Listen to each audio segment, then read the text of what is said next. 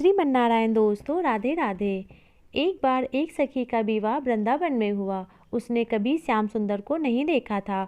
उसकी सास तो सब जानती थी कि श्याम सुंदर संध्या के समय गायों को चराकर वृंदावन वापस लौटते हैं, और जिस किसी सखी से श्याम सुंदर की नज़र एक बार मिल गई तो फिर सखी लोग लाज मर्यादा सब भूल जाती है। मन में सोचने लगी कि कैसे भी करके मेरी बहू की नज़र श्याम सुंदर से नहीं मिलनी चाहिए। झट से बहू के पास आई और उससे बोली, देखो बहू, शाम के समय घर की अटारी पर रहा करो, खिड़की मत खोलना और घर के दरवाजे पर खड़ी मत रहना। शाम के समय खराब बयार चलती है, इसीलिए भूल से भी दरवाज़ा मत खोलना। हर दिन सास यही कहती रहती और शाम के समय स्वयं दरवाजे पर खड़ी हो जाती। बहू सोचती, ऐसा क्या है जो सासू माँ ने मुझे दरवाज़ा खोलने नहीं देती। एक दिन सास कहीं बाहर गई थी। बहू सोचने लगी, आज तो मैं खिड़की ज़रूर खोलूँगी। शाम के समय बहू अटारी पे गई और खिड़की खोल के देखने लगी।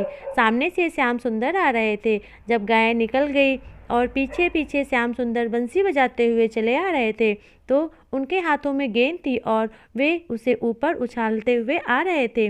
जैसे ही सखी के घर के सामने से निकले तभी सखी की नज़र उन पर पड़ी और श्याम सुंदर ने गेंद ऊपर उछाल दी। दोनों की नज़रें मिली। श्याम सुंदर तो आगे बढ़ गए पर गोपी पागल हो गई। झट से अटारी से नीचे आई और सर की ओढ़नी उतारकर कमर में बांध ली और नाचने लगी। सखी ऐसे नाची कि तन का होश रहा ना मन का, और मानो उसे संसार की सारी दौलत मिल गई हो।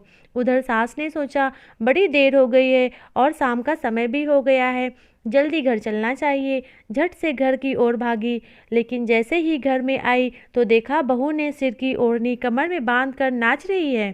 सास बोली, बहू ये क्या हो गया है। बहू भला कहाँ सुनने वाली थी। सास को देख के बोली, आओ प्यारी।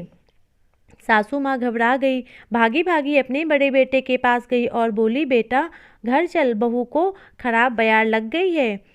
सखी का जेठ आया, उसे देख सखी फिर से बोली, आओ प्यारे। जेठ बोला, हैं ये तो सब कायदे कानून भूल गई है।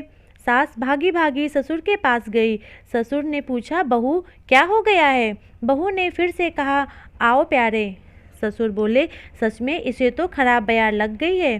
सास समझ गई कि ये खराब बयार कैसे लगी है। वे झट से नंद भवन भागी और बोली, कन्हैया जल्दी चलो, मेरी बहू को तुम ही ठीक कर सकते हो। हे कृष्ण, साथ में चलो।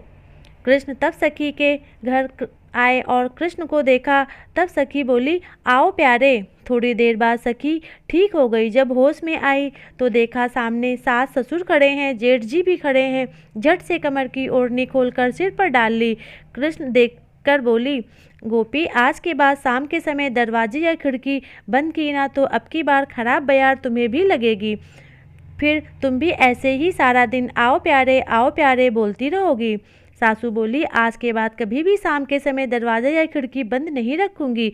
और इस तरह से उस दिन के बाद किसी भी गोपी ने शाम के समय अपना दरवाज़ा खिड़की नहीं बंद किया। प्रेम से बोलो, जय जय श्री राधे।